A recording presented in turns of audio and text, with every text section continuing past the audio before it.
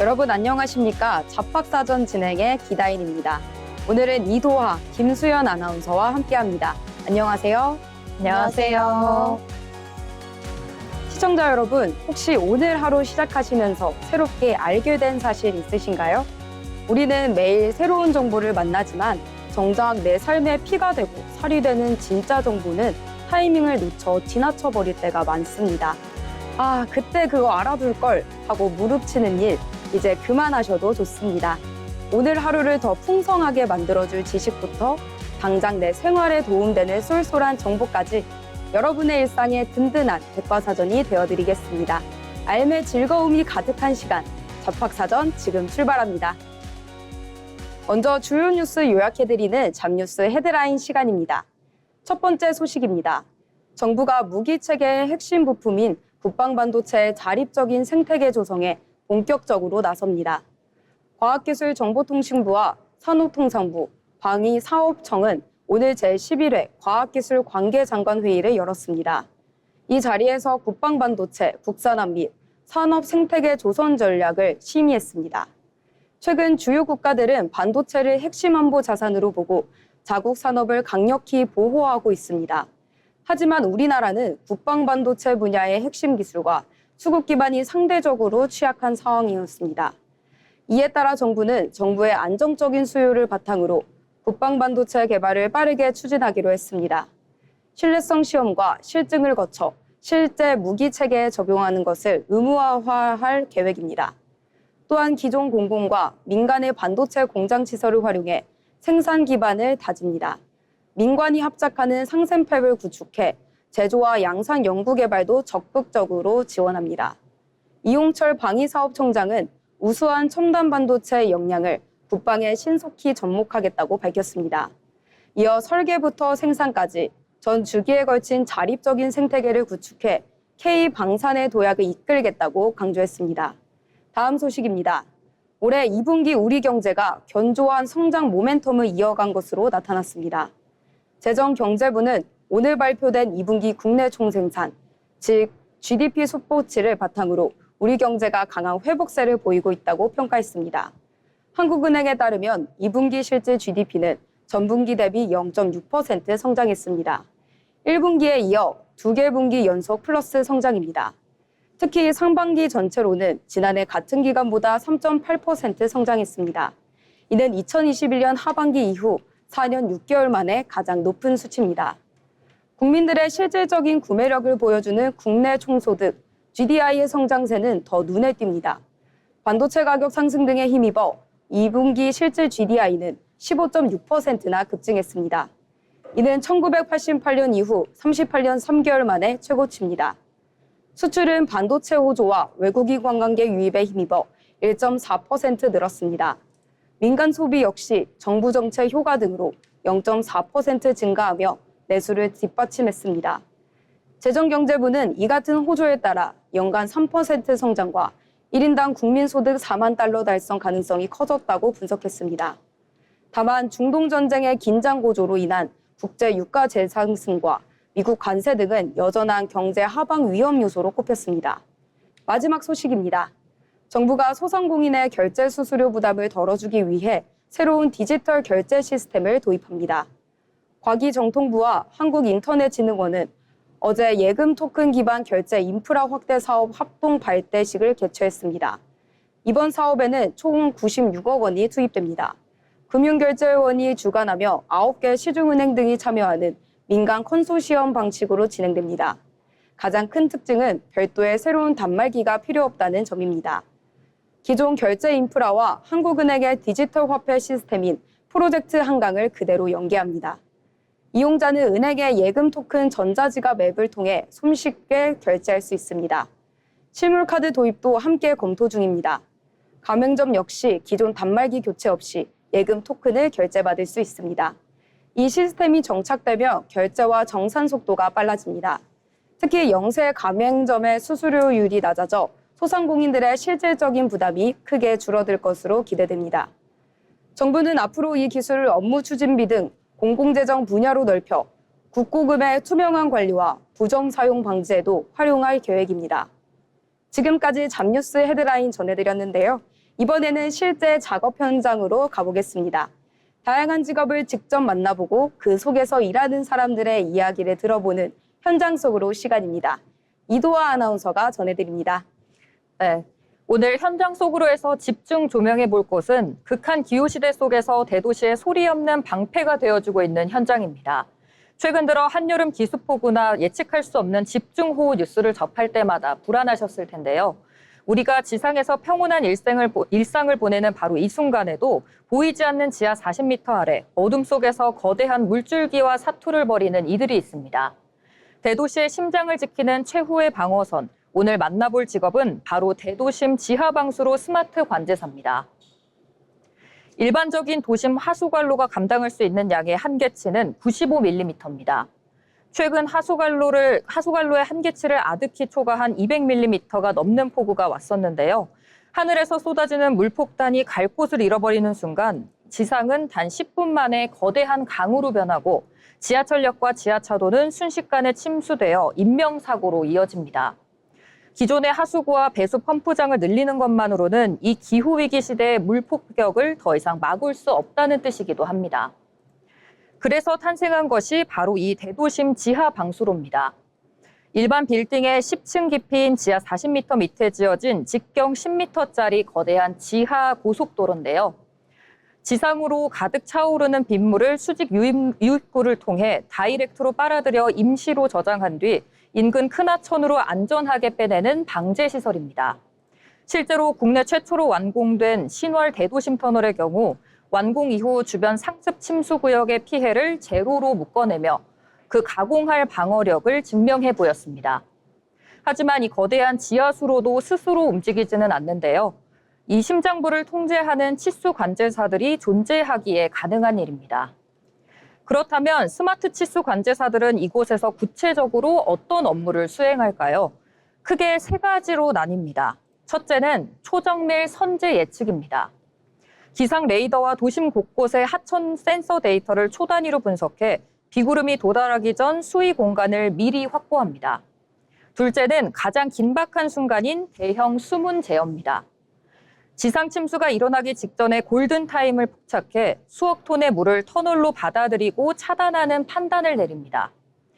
마지막 셋째는 안전방류 지휘입니다. 가둬둔 물을 강으로 내보낼 때 하류 주민들이 고립되지 않도록 경보를 울리고 소방 및 경찰과 실시간으로 연동하는 컨트롤 타워 역할을 수행합니다. 단순한 모니터링이 아닌 도시의 목숨줄을 쥔 결정권자인 셈입니다.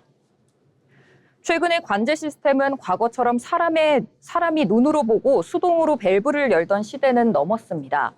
3D 가상 공간에 실제 도시를 그대로 복제한 디지털 트윈 기술과 침수 예측 AI가 만나 이제는 10분 뒤 도심의 특정 하수도가 역류할지 여부를 무려 95%의 정확도로 미리 알아냅니다.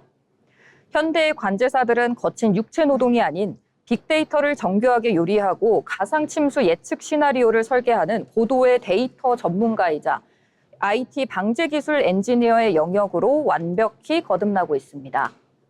보이지 않는 어둠 속에서 묵묵히 빛을 밝히며 시민의 안전한 내일을 설계하는 사람들의 땀방울이 있는 곳. 지금까지 대도심 지하방수로 스마트 관제사의 현장 속으로 했습니다. 지하 40m 깊은 곳에서 첨단 기술로 도시의 수해를 막아내는 스마트 관제사분들의 헌신이 참으로 든든하게 다가옵니다. 보이지 않는 어둠 속에서 우리의 평온한 일상을 지켜주는 그 뜨거운 땀방울에 깊은 감사의 박수를 보냅니다. 다음은 지금 바로 활용할 수 있는 실질적인 취업 정보를 전해드리는 오늘의 잡정보 시간입니다. 김수연 아나운서가 전해드립니다. 네, 취업이나 이직을 준비할 때 남들과 다른 차별화된 스펙 하면 가장 먼저 떠오르는 게 해외 경험이죠. 하지만 막상 해외로 나가려니 수천만 원에 달하는 어학연수 비용은 부담스럽고 그렇다고 육체노동 중심의 워킹 홀리데이를 가자니 커리어에 도움이 될지 고민이 많으셨을 겁니다. 그래서 준비했습니다. 오늘은 내 돈 한 푼 안 들이고 항공권부터 현재 체류비, 월급까지 지원받으면서 UN, 코트라, 해외 진출 대기업에서 진짜 실무 경력을 쌓을 수 있는 정부 지원 글로벌 파견 정보 3가지를 정리해드립니다. 첫 번째로 추천해드릴 곳은 코이카의 ODA, 영 프로페셔널 프로그램입니다. 이른바 YP라고도 불리는데요. 흔히 코이카라고 하면 단순 해외 봉사활동을 떠올리기 쉽지만 YP 제도는 완전히 다릅니다. 청년 인재들을 해외 정부 부처, UN 산하기관, NGO 현지 사무소에 실무 전문가로 파견하는 공식 인턴십 프로그램인데요. 왕복 항공권과 체류비, 주거 지원금은 물론이고 매월 정규직에 준하는 수당까지 지급된다고 합니다. 무엇보다 수료 후 코이카 공채 지원 시 서류 전형 가산점과 면접 우대 혜택이 주어지기 때문에 공공기관이나 국제기구 입사를 꿈꾸는 분들에겐 그야말로 치트키 같은 스펙이 될 것입니다. 두 번째는 대한무역투자진흥공사, 즉 코트라가 주관하는 해외 무역관 및 진출기업 인턴십입니다. 글로벌 마케팅, 해외 영업, 무역 분야로 커리어를 넓히고 싶은 분들이라면 반드시 주목하셔야 할 텐데요. 전 세계 주요 도시에 위치한 코트라 무역관이나 현지 한국 대기업 지사에서 직접 시장 조사와 해외 바이어 상담 실무를 담당하게 됩니다. 마찬가지로 정부 예산으로 항공비와 체류 지원금, 월수당이 든든하게 지원되고요. 글로벌 비즈니스 현장에서 실전 감각을 익힐 수 있을 뿐만 아니라 수료 후 현지 법인이나 연계 대기업으로 채용 우대 및 즉시 취업으로 이어지는 경우가 매우 많아 실속 있는 커리어 직행 열차로 통합니다. 마지막 세 번째는 각 정부 부처에서 운영하는 부처별 맞춤형 글로벌 인재 양성 사업입니다. 과학기술정보통신부의 ICT 해외 진출 인턴십, 산업통상자원부의 해외 전시회 서포터즈 등 본인의 전공과 희망 직무에 맞춰 선택할 수 있는 기회가 정말 다양하게 열려 있는데요. 이제는 비싼 돈 들여 해외 연수 다녀왔다고 인정받는 시대가 아닙니다. 기업이 진짜 원하는 건 실제 해외 현장에서 무슨 업무를 해봤는가죠. 오늘 알려드린 코이카 ODA YP, 그리고 코트라 해외 인턴, 그리고 정부 연계 글로벌 사업들까지 비용 국적은 국가 예산에 맡기시고 여러분은 세계의 무대로 여러분의 몸값을 올리는 데만 집중해 보시면 어떨까요? 지금까지 오늘의 잡정보였습니다. 네, 단순한 어학연수를 넘어 실무 경험까지 쌓을 수 있는 알짜배기 정보인 만큼 글로벌 커리어를 꿈꾸는 청년들이라면 이 기회들을 적극적으로 활용해 보시면 좋겠습니다. 비용 부담 없이 더 넓은 무대에서 여러분만의 특별하고 탄탄한 스펙을 만들어 나가시길 진심으로 응원합니다. 세상에는 우리가 아직 잘 알지 못하는 다양한 직업들이 존재하는데요. 새롭게 떠오르는 직업과 앞으로 주목해야 할 미래 직종을 살펴보는 시간, 직업의 세계 이지연 아나운서가 전해드립니다. 영화나 드라마를 보다 보면 사람 못지않게 놀라운 연기를 펼치는 동물들을 만나곤 합니다. 주인공이 위험에 처했을 때 정확한 타이밍에 짖거나 카메라를 가만히 응시하며 서글픈 표정을 짓는 장면을 보면 감탄이 절로 나오는데요. 하지만 아무리 똑똑한 동물이라도 수십 명의 스태프와 거대한 조면 장비가 가득한 촬영 현장에서 연기를 펼치기란 결코 쉬운 일이 아닙니다. 화면 뒤에서 이 동물 배우들이 최고의 연기를 펼칠 수 있도록 현장을 전담하는 지휘하는 전문가가 있습니다. 오늘 직업의 세계에서는 촬영장의 숨은 연출가 동물 랭글러를 소개합니다. 랭글러는 원래 가축을 다루는 사람을 뜻하던 말인데요. 미디어 산업이 발전하면서 영화, 드라마, 광고 현장에서 동물을 전문적으로 관리하고 연기를 지도하는 직업으로 자리 잡았습니다. 단순히 훈련소에서 기술을 가르치는 것과는 차원이 다릅니다. 동물 랭글러는 대본을 미리 분석해 장면에 필요한 동물의 행동을 예측하고 훈련시킵니다. 그리고 실제 촬영 현장에 동행해 카메라 각도, 조명, 주변 소음 속에서도 동물이 불안해하지 않고 감독이 원하는 동작과 감정을 연기할 수 있도록 조율합니다. 무엇보다 촬영 과정에서 동물이 스트레스를 받거나 다치지 않도록 현장 안전을 책임지는 동물보호관의 역할도 겸하게 됩니다. 이 직업에서 가장 필요한 역량은 동물과의 깊은 교감 능력과 현장 순발력입니다. 돌발 상황이 자주 발생하는 촬영장에서 동물의 컨디션 변화를 즉각 알아채야 하기 때문입니다. 동물에 대한 진심 어린 애정과 함께 감독 및 연기자들과의 원활한 소통을 이끌어내는 협업 능력도 필수적입니다. 또한 동물 랭글러가 되기 위해서는 기본적으로 반려동물학, 동물행정학, 동물행동학 혹은 축산학 관련 전문 지식이 요구됩니다. 동물훈련사나 반려견 지도사 같은 자격증이 기반이 되며 무엇보다 다양한 미디어 현장에서의 실무 경험이 매우 중요합니다. 최근 콘텐츠 제작 환경에서 동물 권리와 복지에 대한 기준이 한층 엄격해지면서 전문성을 갖춘 동물 랭글러의 입지는 갈수록 커지고 있습니다. 동물의 복지를 최우선으로 지키면서도 작품의 완성도를 끌어올리는 핵심 인력으로 인정받고 있는 겁니다. 스크린 뒤에서 동물의 눈높이에 맞춰 함께 호흡하고 그들의 안전한 연기를 돕는 동물 랭글러. 이들의 따뜻한 배려와 전문성이 있기에 오늘도 우리는 작품 속에서 한층 깊은 감동을 만날 수 있습니다. 지금까지 직업의 세계였습니다. 화면 속 동물 배우들의 놀라운 명연기 뒤에는 동물의 눈높이에서 안전과 교감을 책임지는 랭글러들의 세심한 노고가 숨어 있었네요. 앞으로 작품 속에서 동물들이 등장할 때마다 보이지 않는 곳에서 묵묵히 땀 흘리는 동물 랭글러 분들의 따뜻한 배려가 가장 먼저 떠오를 것 같습니다. 이번 시간은 일하는 방식의 변화와 그 안에 담긴 가치를 살펴보는 잡토크 시간입니다. 오늘 주제는 최근 채용 시장과 직장 내에서 가장 뜨거운 감자였죠. 바로 AI 면접과 AI 인사평가, 객관적인 데이터인가, 또 다른 차별의 시작인가입니다. 과거에는 사람이 사람을 평가하는 것이 당연했지만 이제는 인공지능이 서류를 읽고 면접을 보며 심지어 내 업무 성과까지 수치화하여 평가하는 시대가 왔습니다. 도하 아나운서, 기업들이 이렇게 AI 평가를 적극적으로 도입하는 가장 큰 이유는 뭘까요? 네, 가장 먼저 꼽을 수 있는 건 역시 인간이 가진 편견의 배제입니다. 사람이 평가하다 보면 아무래도 학연, 지연, 혈연 같은 외부 요인이나 면접관이 그날 컨디션, 심지어 개인적인 호불호가 개입될 여지가 있거든요. 반면 AI는 정해진 알고리즘과 데이터만으로 평가를 하기 때문에 적어도 이런 인간적인 편견에서 자유롭고 가장 객관적일 수 있다는 기대가 큰 거죠. 네, 맞습니다. 게다가 효율성 측면에서도 압도적입니다. 수만 장의 이력서를 사람이 일일이 검토하려면 엄청난 시간과 비용이 들지만 AI는 단 몇 시간 만에 핵심 키워드와 직무 적합성을 분석해낼 수 있거든요. 기업 입장에서는 시간과 비용을 획기적으로 줄이면서도 데이터에 기반한 합리적인 결정을 내릴 수 있다는 점이 아주 매력적일 수밖에 없습니다. 네, 효율성과 객관성, 확실히 기업에서 솔깃할 만한 장점인 것 같은데요. 그렇다면 실제로 AI는 사람을 어떻게 평가하나요? 단순히 정답을 맞췄느냐, 아니냐의 수준은 넘었을 것 같은데요. 수연 아나운서는 어떻게 생각하시나요? 네, AI 면접을 예로 들면 지원자가 답변하는 내용뿐만 아니라 목소리의 떨림, 말하는 속도, 시선 처리, 안면 근육의 미세한 변화까지 수십 수백 가지의 비언어적 데이터를 실시간으로 분석합니다. 이 데이터를 바탕으로 지원자가 얼마나 자신감이 있는지, 스트레스 상황에서 어떻게 대처하는지 등 성향과 직무 역량을 정교하게 수치화해내는 거죠. 네, 인사평가에 있어서도 좀 마찬가지입니다. 직원이 주고받은 메일의 양, 사내 메신저의 응답 속도, 프로젝트 마감 기한 준수 같은 디지털 발자국을 AI가 모두 수집해서 성과를 측정합니다. 사람이 놓치기 쉬운 세세한 근무 데이터까지 잡아내서 평가에 반영하는 시스템인 거죠.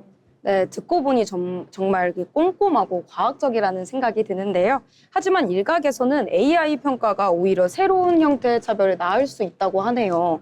객관적일 줄 알았던 AI에게 어떤 문제가 있는 걸까요? 가장 큰 문제는 AI가 학습하는 데이터 자체입니다.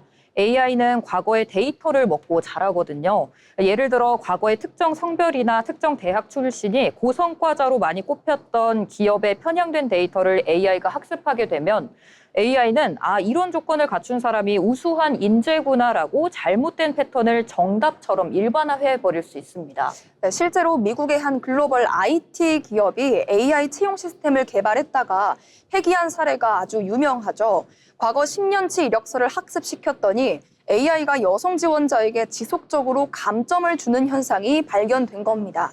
IT 업계에 남성이 압도적으로 많았던 과거의 데이터를 AI가 그대로 학습해버렸기 때문입니다. 인간의 차별을 없애려고 도입한 AI가 오히려 과거의 차별을 자동화하고 강화하는 결과를 낳은 셈입니다. 그렇다면 기계가 인간의 편견을 거울처럼 그대로 비추고 있었던 거네요. 그렇다면은 게다가 평가를 받는 입장에서는 내가 왜 탈락했는지, 왜 이런 고가를 받았는지 납득하기 어렵다는 불만도 많지 않나요? 네, 이른바 블랙박스 현상이라고 하는데요. AI가 방대한 데이터를 바탕으로 A라는 지원자를 탈락시키거나 B라는 직원의 성과가 낮게 평가했을 때 도대체 어떤 근거로 그런 결론을 냈는지 그 도출 과정을 명확하게 설명하기가 매우 어렵습니다. 네, 맞습니다. 평가를 받는 사람 입장에서는 결과에 승복하고 자신의 부족한 점을 개선할 기회가 주어져야 하는데 그저 알고리즘의 분석 결과입니다. 라는 통보만 받게 되면 무기력과 반발심이 커지게 됩니다. 조금 전 다면 평가 주제에서 지적됐던 막연한 피드백의 문제점이 AI 평가에서도 똑같이 나타나는 거죠. 네, 평가의 그 투명성이 담보되지 않으면 신뢰를 얻기 어렵다는 점은 사람이 하는 평가나 AI가 하는 평가나 마찬가지네요. 그렇다면 구직자나 직장인들이 이 AI 평가에 적응하기 위해 겪는 피로감도 만만치 않을 것 같은데요. 네, 엄청나다고 합니다. 실제로 취업 준비생들 사이에서는 AI 면접 합격 족보가 돌아다니기도 하는데요. AI가 긍정적으로 평가하는 특정 단어를 일부러 반복해서 쓴다거나 감점당하지 않기 위해 모니터 앞에서 입꼬리를 올리고 억지 미소를 유지하는 연습을 하기도 하죠. 내가 진짜 역량을 보여주기보다는 알고리즘의 입맛에 맞춘 기형적인 상황이 벌어지는 겁니다. 네, 직장 내에서도 비슷합니다. AI 인사평가가 도입되면 직원들은 성과 창출이라는 본질적인 업무보다는 AI가 측정하기 쉬운 지표들, 예를 들어 메신저에 빨리 답장하기나 횟수 채우기식 보고에 더 집착하게 될 수 있습니다. 이는 결국 조직 전체의 생산성 저하와 본말전도로 이어질 수 있는 위험한 신호입니다. 네, 결국 AI가 인간을 평가하게 되면서 우리는 더 객관적인 결과를 얻었는가 하면은 오히려 데이터에 갇혀서 기계의 눈치를 보게 되는 역설적인 상황에 놓인 것 같네요. 그렇다면 이런 부작용을 줄이고 AI 평가를 올바르게 활용하려면 어떤 노력이 필요할까요? 가장 중요한 건 휴먼 인 더 루프, 즉 인간이 최종 결정의 고리 안에 반드시 들어가야 한다는 말인데요. AI는 사람이 참고할 수 있는 유용한 데이터를 가공해서 보여주는 보조 도구로만 활용하고 최종 평가는 직무 맥락과 인간적인 이해를 바탕으로 사람이 직접 책임지고 내려야 합니다. 네, 도하 아나운서 말에 전적으로 동의합니다. 그리고 기업은 AI가 어떤 기준과 가중치를 가지고 평가하는지 그 알고리즘의 원칙을 구성원들에게 투명하게 공개해야 합니다. 또한 정기적으로 AI 판단 기준에 차별이나 편향성이 없는지 외부 감사를 받고 시스템을 교정해 나가는 제도적 장치도 필수인 것 같습니다. 네, AI는 분명 효율적이고 강력한 도구지만 완벽한 판사는 아닙니다. 누군가의 열정과 땀을 엑셀 속 숫자로만 재단할 수 없는 영역이 분명 존재하기 때문인데요. AI가 내놓은 차가운 데이터 위에 인간의 따뜻한 통찰과 그리고 책임감이 더해질 때 비로소 진정한 기계가 인간을 진정한 의미의 공정한 평가가 이루어질 수 있지 않을까 싶습니다.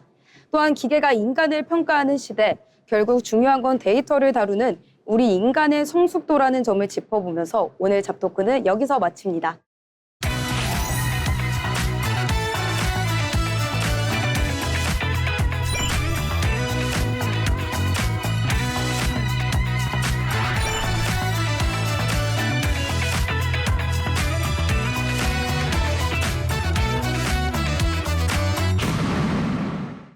이렇게 빠르게 사회가 변화하고 있지만 그 와중에도 묵묵히 자신의 길을 걸어가는 사람들이 있습니다.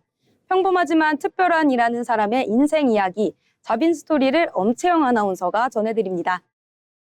다양한 사람들의 삶과 직업을 통해 이야기를 전해드리는 시간 자빈 스토리입니다.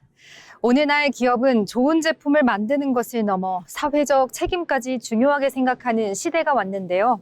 하지만 100여 년 전만 해도 기업의 이익을 사회와 함께 나누자는 생각은 흔하지 않았습니다. 오늘 자빈 스토리에서 만나볼 인물은 기업을 통해 국민 건강에 기여하고 독립운동을 지원했으며 자신의 재산까지 사회에 환원한 기업가입니다. 바로 대한민국 대표 제약회사 유한향행의 창업자 유일한 박사의 이야기입니다. 유일한 박사는 1895년 평양에서 태어났습니다. 어린 시절인 1904년 더 넓은 세상을 배우기 위해 홀로 미국 유학을 떠나는데요. 낯선 환경 속에서도 학업을 이어가며 스스로 생활비를 마련하기 위해 다양한 일을 했습니다. 이후 미국 미시간 대학교에서 경영학을 전공하며 기업 경영에 대한 꿈을 키웠습니다. 하지만 그의 목표는 단순히 성공한 사업가가 되는 것은 아니었습니다. 나라와 국민에게 도움이 되는 기업을 만들겠다는 뜻을 갖고 있었는데요. 1926년 유일하는 우리 국민에게 믿을 수 있는 의약품을 공급하겠다는 목표로 유한양행을 설립합니다. 당시에는 수입 의약품에 대한 의존도가 높았지만 그는 우수한 의약품을 안정적으로 공급하는 데 힘을 썼는데요. 회사를 운영하면서도 직원 교육과 윤리 경영을 중요하게 생각했습니다. 또한 일제감정기에는 독립운동을 지원하면서 조국의 독립을 위해 힘을 보탰습니다. 기업가이면서도 나라를 위한 책임을 잊지 않았던 것인데요. 유일하는 기업은 개인의 것이 아니라 사회의 것이라는 신념을 갖고 있었습니다. 그래서 회사의 이익을 사회와 함께 나누는 경영을 실천했는데요. 직원의 복지와 교육을 중요하게 생각했고 투명한 경영을 위해 노력했습니다. 특히 자신의 재산 대부분을 가족이 아닌 교육과 사회를 위해 남겼는데요. 많은 사람들에게 이 부분은 깊은 인상을 남겼습니다. 이러한 철학은 지금도 유한양행의 중요한 기업 문화 가운데 하나로 이어지고 있습니다. 유일하는 뛰어난 기업가이면서도 교육가이자 독립운동 지원가였습니다. 기업의 성장은 사회와 함께 이루어져야 한다는 그의 철학은 오늘날 ESG 경영과 사회공헌 활동 의미를 다시 생각하게 하는데요. 또한 정직한 경영과 사회적 책임을 실천한 대표적인 기업인으로서 지금도 많은 사람들의 존경을 받고 있습니다. 기업은 단순히 이익을 만드는 곳이 아닙니다. 사회를 더 나은 방향으로 이끌 수 있다는 믿음. 유일하는 그 신념을 평생 실천하면서 대한민국 기업 문화에 큰 발자취를 남겼습니다. 좋은 기업은 좋은 제품뿐 아니라 좋은 가치를 만든다는 사실. 국민 건강과 사회를 위해 평생을 바친 기업가 유일한 박사의 이야기였습니다. 지금까지 자빈스토리였습니다. 기업의 이익보다 사회적 책임을 먼저 생각하며 평생을 헌신한 참된 기업가의 삶은 오늘날 우리에게 깊은 울림을 줍니다. 이윤 추구를 넘어 더 나은 세상을 만들기 위해 앞장섰던 유일한 박사의 모습을 볼 수 있었습니다. 이번 시간은 경제로 보는 일터입니다. 경제의 변화는 곧 일의 방식과 일자리의 모습에도 영향을 미치죠. 이번 시간에는 경제 흐름을 통해 산업과 일터의 변화를 함께 들여다보겠습니다. 최한솔 아나운서가 전해드립니다. 경제 흐름을 통해 우리 일터를 들여다보는 시간, 경제로 보는 일터입니다. 장을 보러 마트에 가는 대신 스마트폰으로 필요한 물건을 주문하는 일이 이제는 익숙한 일상이 됐습니다.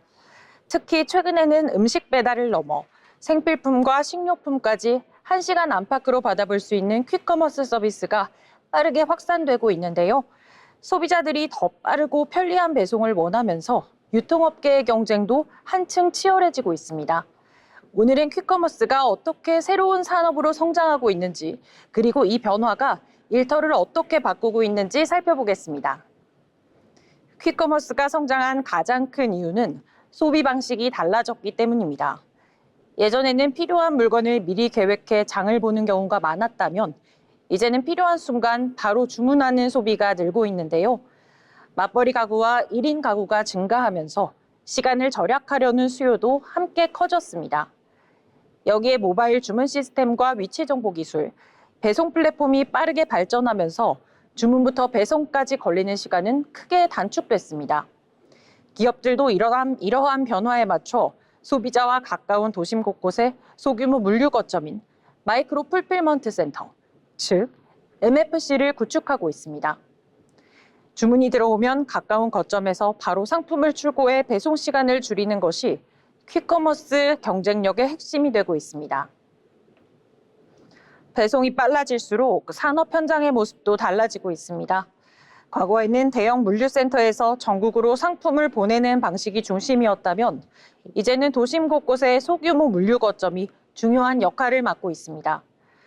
이곳에서는 상품 입고와 재고 관리, 주문 분류와 포장 작업이 실시간으로 이루어지는데요. 인공지능은 주문량을 예측하고 자동화 시스템은 재고를 관리하며 배송 경로를 분석하는 기술도 적극 활용되고 있습니다. 소비자는 단순히 배송이 빨라졌다고 느끼지만 그 뒤에서는 물류와 정보 기술이 결합된 새로운 산업 구조가 만들어지고 있는 것입니다. 이러한 변화는 새로운 일자리도 함께 만들어내고 있습니다. 대표적인 직무가 도시물류센터를 운영하는 MFC 운영관리자입니다. 주문량과 재고를 관리하고 상품이 신속하게 출고될 수 있도록 전체 과정을 조율하는 역할을 하는데요. 배송 효율을 높이기 위해 이동 경로와 주문 데이터를 분석하는 물류 데이터 분석과의 중요성도 커지고 있습니다.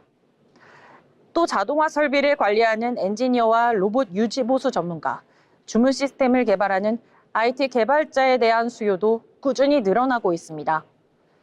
퀵커머스는 단순히 배달기사만 늘어나는 산업이 아니라 물류와 데이터, 인공지능, 정보기술이 함께 성장하는 새로운 일자리 생태계를 만들어가고 있는 것입니다. 전문가들은 앞으로도 빠른 배송 서비스에 대한 소비자들의 기대 수준은 더욱 높아질 것으로 보고 있습니다. 다만 속도 경쟁만으로는 지속적인 성장을 이어가기 어렵다는 지적도 나오는데요. 배송 효율을 높이는 기술과 친환경 물류 시스템, 안정적인 근무 환경을 함께 구축하는 것이 앞으로 기업들의 중요한 과제가 될 것으로 보입니다. 배달의 속도를 높이기 위한 경쟁은 이제 물류 산업의 구조와 일자리까지 바꾸고 있습니다. 소비자에게는 더 빠른 배송이, 기업에게는 새로운 경쟁력이, 그리고 산업 현장에는 새로운 직업이 만들어지고 있는 것인데요. 경제의 변화는 우리의 소비 방식을 바꾸고 그 변화는 다시 일터의 모습을 새롭게 만들어가고 있습니다. 지금까지 경제로 보는 일터였습니다. 우리가 무심코 누리던 빠른 배송의 편리함 뒤에 이렇게 첨단 물류 기술과 새로운 일자리 생태계가 유기적으로 움직이고 있었네요. 단순한 속도 경쟁을 넘어 더 나은 근무 환경과 친환경 시스템을 갖추며 진화해 나갈 유통산업의 내일이 더욱더 기대가 됩니다. 이번 시간은 통계와 데이터를 통해 우리 노동시장의 변화와 현실을 짚어보는 시간, 데이터로 본 일터 자비슈 시간입니다. 도아 아나운서, 오늘은 어떤 데이터에 대해서 얘기해 볼까요? 두 분은 오늘 출근하실 때 어떤 신발 신으셨나요? 혹시 앞이 꽉 조이는 구두나 힐 신지 않으셨나요? 아무래도 오늘 방송이 있다 보니까 깔끔한 구두를 신긴 했는데 솔직히 오고 가는 길은 발이 너무 아프더라고요. 네, 저도 정말 공감하는데요. 예전엔 직장인 하면 딱 맞춰 입는 정장에 구두가 기호처럼 따라다녔잖아요. 네, 근데 이제 그 공식이 완전히 깨졌습니다. 오늘 데이터로 본 일터에서 준비한 숫자는 바로 78%. 대한민국 직장인 10명 중 8명이 경험하는 출근 복장 자유로합니다. 네, 와, 78%나 된다고요? 확실히 요즘 출퇴근길에 지하철이나 거리를 보면 수트 차림보다는 편한 복장의 직장인들이 훨씬 많이 보이더라고요. 네, 맞습니다. 패션업계 유통 데이터를 보면 훨씬 더 재미있는데요. 전통적인 신사복과 정장 구두 매출은 매년 감소하는 반면 쿠션감 좋은 스니커즈와 기능성 오피스 웨어 매출은 지난해 대비 35% 이상 급증했습니다. 와, 숫자로 보니까 진짜 피부로 와닿는 것 같아요. 저도 요즘 회사 로비 보면 운동하시는 직장인분들이 대부분이더라고요. 네, 데이터에서도 가장 선호하는 출근 신발 1위가 바로 단연 운동화였습니다. 구두는 15%에 불과했는데요. 이제 격식보다 실용과 편안함이 일터의 새로운 기준이 된 거죠. 네, 심지어 요즘은 보수적이라고 알려진 금융권이나 대기업에서도 길 있는 카라티나 깔끔한 슬랙스, 그리고 운동화 차림을 적극 권장한다고 하더라고요. 네, 맞습니다. 단순한 트렌드가 아니라 기업들이 생산성을 위해 전략적으로 바꾼 건데요. 설문조사 결과 직장인의 무려 81%가 자율적인 복장이 업무 몰입도와 생산성을 높이는 데 도움이 된다고 답하기도 했습니다. 네, 맞아요. 이게 몸이 편해야 머리도 잘 돌아가고 또 이동할 때 피로도 훨씬 적잖아요. 억지 격식 차리느라 에너지를 쏟지 않아도 돼서 그런 것이 아닐까 싶습니다. 네, 그렇죠. 이제 발이 편해지고 몸이 편해지니까 몸의 피로도가 줄고 그 에너지가 자연스럽게 업무 집중도로 이어지는 겁니다. 그리고 복장 자율화가 가져온 또 하나의 큰 변화가 있는데요. 바로 수평적인 조직 문화입니다. 그렇다면 옷차림이 조직 문화에도 영향을 주는 건가요? 네, 바로 맞는 지적을 해주셨는데요. 직장인 데이터 분석을 보면 옷차림이 가벼워지면서 상하 관계의 거부감이 줄고 의견 개진이 훨씬 자유로워졌다는 응답이 58%에 달했습니다. 까다로운 복장 규정이 사라지니 이른바 복장 지적 같은 서열식 문화도 자연스럽게 줄어든 거죠. 듣고 보니까 정말 그렇네요. 똑같은 양복 입고 앉아있을 때보다 가벼운 복장일 때 아이디어 회의도 훨씬 말랑말랑하게 진행될 것 같아요. 네, 들어보니 복장의 자율화가 단순한 패션의 변화가 아니라 일하는 방식을 더 효율적으로 자유롭게 만드는 스마트한 혁신이었네요. 네, 맞습니다. 꽉 막힌 구두 대신 편안한 운동화를 택했듯이 우리의 일터 문화도 유연성과 다양성을 품으며 훨씬 더 건강하게 변화하고 있는 것 같습니다. 앞으로도 우리의 일터가 격식보다는 실용에 집중하고 유연하고도 지속 가능한 건강함을 이어나가길 바라겠습니다. 네, 그러면 이어서 수연 아나운서 다음은 어떤 데이터를 살펴볼까요? 네, 여러분 혹시 오늘 출근하셔서 퇴근할 때까지 업무 메신저나 이메일 알림 몇 번이나 확인하실까요? 실제 국내 직장인 근태 및 업무 패턴 데이터를 보면 직장인이 하루에 메신저 알람을 확인하는 횟수가 평균 120회에 달한다고 합니다. 8시간 근무 기준으로 계산해보면 대략 4분에 1번꼴로 업무 흐름이 끊기고 있는 셈이라고 하죠. 와, 4분에 1번이요. 듣기만 해도 가슴이 막 답답해지는데요. 솔직히 집중해서 보고서 좀 쓰려고 하면 딸랑하고 메신저 오고 답장하고 다시 내 업무로 돌아오려면 아까 무슨 생각을 하고 있었는지 까먹어서 처음부터 다시 읽어야 하거든요. 네, 맞습니다. 그게 그냥 답장 10초 하는 걸로 끝나는 게 아닌 것 같습니다. 전문 용어로 맥락 전환 비용이라고도 하던데 한 번 흐름이 깨지면 뇌가 다시 원래 작업을 몰입하는데 시간이 좀 한참 걸리더라고요. 네, 정확히 짚어주셨습니다. 글로벌 인사 연구기관의 최신 데이터에 따르면요. 업무 중 단 1초라도 방해를 받아 집중이 깨졌을 때 이전의 몰입 상태로 다시 돌아가는 데 걸리는 시간이 무려 평균 23분 15초라고 합니다. 23분이요? 세상에나. 메신저 몇 번 주고받다 보면 내 하루 몰입 시간이 통째로 날아가는 거겠네요. 네, 그렇죠. 게다가 직장인 설문조사 결과 전체 응답자의 68%가 메신저 실시간 답변에 대한 압박 때문에 일부러 일을 지연시킨 적이 있다고도 답했습니다.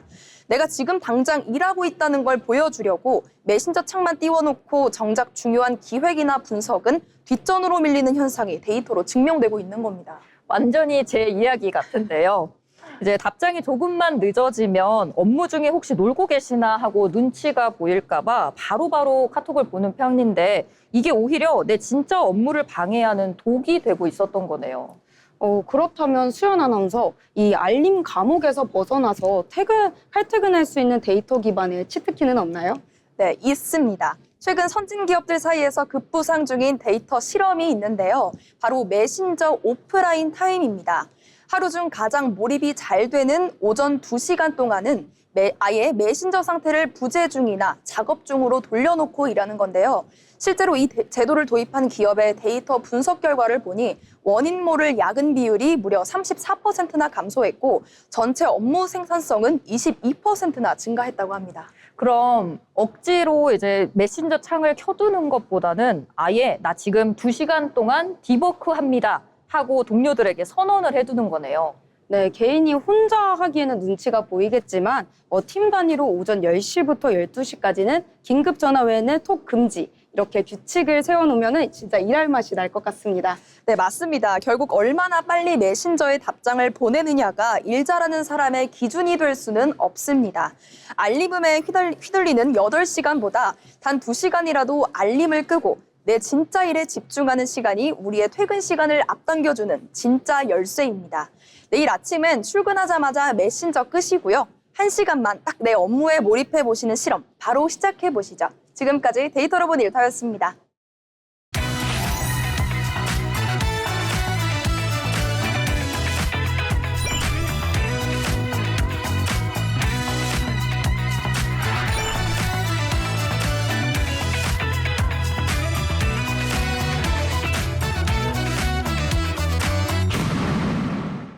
취업을 준비할 때 중요한 것 중 하나는 바로 기업을 제대로 이해하는 것입니다.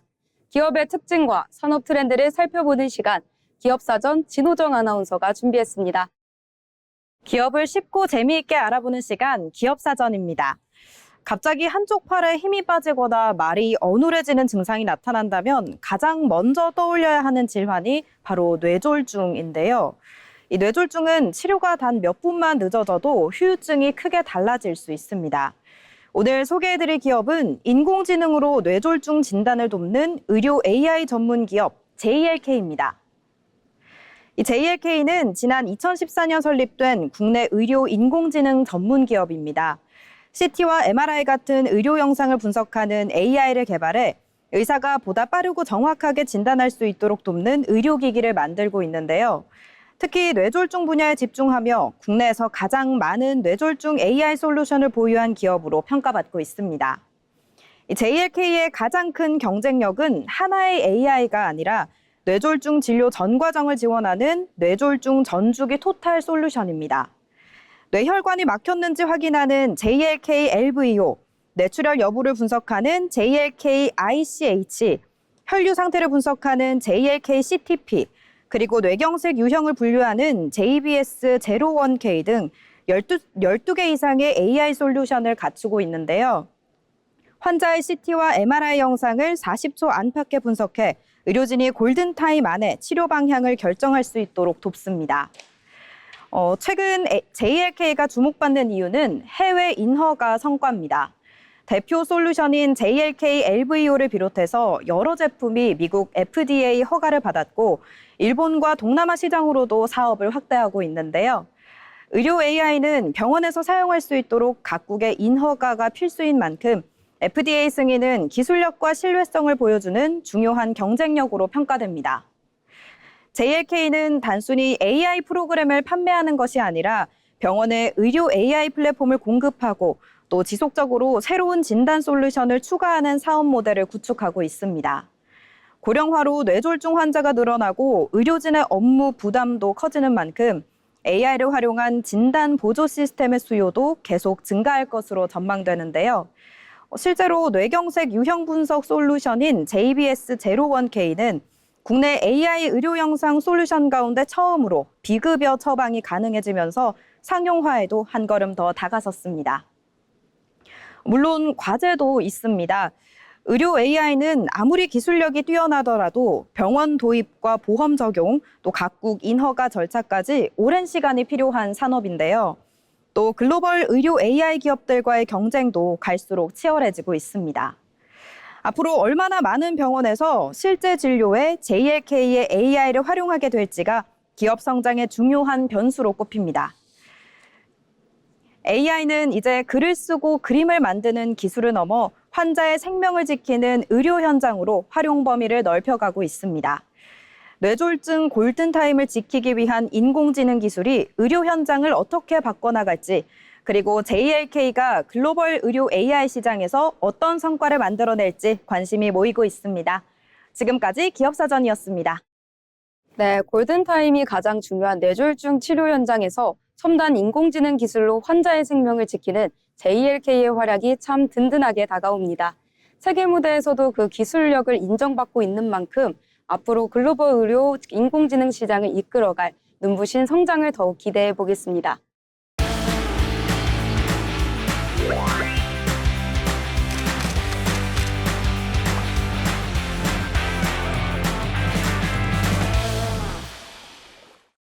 전국의 축제와 핫플레이스를 소개해드리는 어디 갈까 시간입니다. 한여름 무더위가 이어지는 요즘 시원한 계곡 하나쯤 떠오르지 않으신가요? 에메랄드빛 물과 울창한 숲, 그리고 자연이 만들어낸 절경까지 멀리 강원도까지 가지 않아도 경북 영양에는 숨겨진 계곡 명소가 있습니다. 오늘 어디 갈까에서는 여름철 피서지로 사랑받는 경북 영양 수비계곡으로 떠나보겠습니다. 지금 바로 함께 하시죠. 첫 번째는 영양군을 대표하는 여름 명소 수비계곡입니다. 수비면 수하 1리에서 시작해 송방 자연휴양림까지 약 30리에 걸쳐 이어지는 계곡인데요. 맑고 투명한 계곡물과 웅장한 기암괴석, 울창한 소나무 숲이 어우러져 한여름에도 시원한 풍경을 선사합니다. 특히 물이 깨끗하고 수심도 비교적 완만한 곳이 많아 아이들과 함께 물놀이를 즐기기에도 안성맞춤인데요. 계곡으로 내려가는 길도 계단이 잘 정비되어 있어 남녀노소 누구나 안전하게 이용할 수 있습니다. 수비 계곡의 또 다른 매력은 바로 자연 속에서 즐기는 휴식입니다. 계곡 바로 옆에는 영양군 생태공원 사업소에서 운영하는 캠핑장이 자리하고 있는데요. 넓은 캠핑 사이트와 편의시설이 잘 갖춰져 있어 가족 단위 여행객들에게 특히 인기가 많습니다. 텐트를 치고 계곡에서 물놀이를 즐긴 뒤 숲이 만들어주는 시원한 그늘 아래서 여유로운 시간을 보내다 보면 도심에서는 느낄 수 없는 진짜 힐링을 경험하실 수 있습니다. 물놀이를 즐겼다면 영양의 별미도 빼놓을 수 없겠죠. 영양을 찾았다면 꼭 맛봐야 할 메뉴는 산채정식입니다. 청정자연에서 자란 각종 산나물과 된장찌개, 나물 반찬이 한 상 가득 차려져 건강한 한 끼를 즐길 수 있는데요. 담백하면서도 깊은 맛 덕분에 여행객들의 만족도가 높은 대표 향토 음식입니다. 또 여름철에는 민물 매운탕도 많은 사랑을 받는데요. 얼큰한 국물에 민물고기가 각종 채소가 어우러져 시원한 계곡 풍경과 최고의 궁합을 자랑합니다. 수비 계곡을 더욱 알차게 즐기는 팁도 알려드리겠습니다. 오전에는 계곡에서 물놀이를 즐기고 점심에는 영양이 향토 음식으로 든든하게 식사를 한 뒤 오후에는 송방 자연 휴양림이나 주변 숲길을 천천히 걸으며 피톤치드를 만끽해 보시는 걸 추천드립니다. 올여름 복잡한 도심을 벗어나 자연 속에서 제대로 쉬고 싶으시다면 경북 영양 수비 계곡으로 떠나보시는 건 어떨까요? 맑은 계곡물과 아름다운 자연 그리고 건강한 먹거리까지 모두 즐길 수 있는 여름 피서지입니다. 전국 핫플레이스를 소개시켜드리는 어디 갈까? 저희는 다음 주에도 더욱 알찬 여행지로 다시 찾아오겠습니다. 네, 에메랄드빛 맑은 계곡물에서의 시원한 물놀이부터 건강함이 가득한 산채 정식까지 영양 수비 계곡은 그야말로 오감이 즐거운 완벽한 여름 휴가지인 것 같습니다. 올여름 무더위에 지치셨다면 복잡한 도심을 잠시 벗어나 자연이 선물하는 진정한 힐링을 만끽해 보시길 바랍니다. 마지막으로 알아두면 도움이 되는 생활 정보를 전해드리는 알쓸정 시간입니다. 이지연 아나운서가 전해드립니다. 알아두면 쓸데있는 정보를 알려드리는 알쓸정 시간입니다. 여름철 휴가를 맞아 해외여행 계획하신 분들 많으실 텐데요. 여행 가방을 챙길 때 빠질 수 없는 필수품이 바로 보조 배터리입니다. 그런데 혹시 보조 배터리를 아무 생각 없이 캐리어에 넣었다가 공항에서 꺼내라는 안내를 받은 적이 있으신가요? 최근 보조 배터리 관련 기내 사고가 잇따르면서 보조 배터리 반입 규정도 한층 강화됐는데요. 오늘은 여행 전 꼭 알아야 할 기내 보조 배터리 반입 규정을 알려드립니다. 먼저 가장 많이 헷갈리는 부분입니다. 보조 배터리는 위탁 수화물로 붙일 수 없습니다. 반드시 기내에 직접 휴대해야 하는데요. 그 이유는 보조 배터리 안에 들어있는 리튬이온 배터리 때문입니다. 리튬이온 배터리는 충격이나 압력 또는 내부 결함이 생기면 열이 급격하게 발생하는 이른바 열폭주 현상이 나타날 수 있습니다. 만약 화재가 발생한다면 승객이 있는 객실에서는 빠르게 발견하고 대응할 수 있지만 화물칸에서는 즉각적인 조치가 어려울 수 있습니다. 그래서 대부분의 항공사에서는 보조 배터리를 기내로만 가져오도록 하고 있는데요.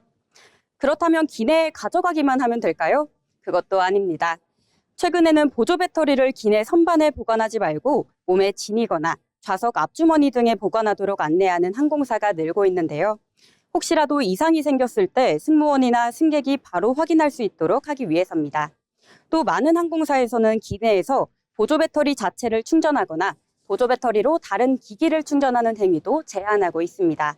탑승 전 이용하는 항공사의 규정을 한 번 더 확인해 보시는 것이 좋겠습니다. 이어서 반입 가능한 용량도 확인해야 합니다. 일반적으로 많이 사용하는 100W시 이하의 보조 배터리는 기내 반입이 가능하지만 100W시를 초과하는 제품은 항공사 승인 여부에 따라 달라질 수 있고 160W시를 초과하는 제품은 대부분 반입이 제한됩니다. 제품에 표시된 용량을 미리 확인해 두시면 공항에서 당황하는 일을 줄일 수 있습니다. 마지막으로 여행 전 체크리스트 한 번 더 강조해 드립니다.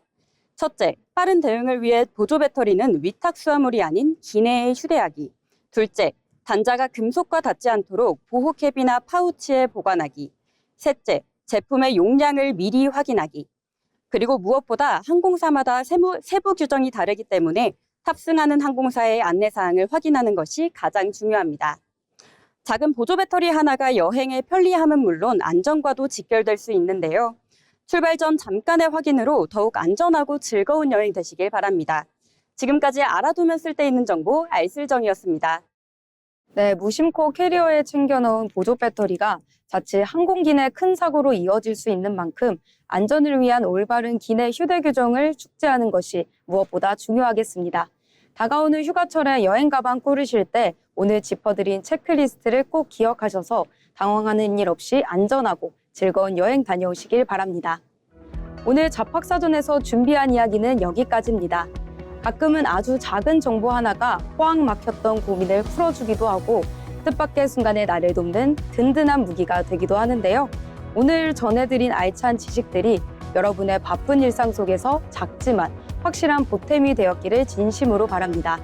내일도 알아두면 쓸모있는 우리 삶에 꼭 필요한 반가운 이야기들로 꽉 채워서 다시 찾아오겠습니다. 함께 해주신 여러분 고맙습니다.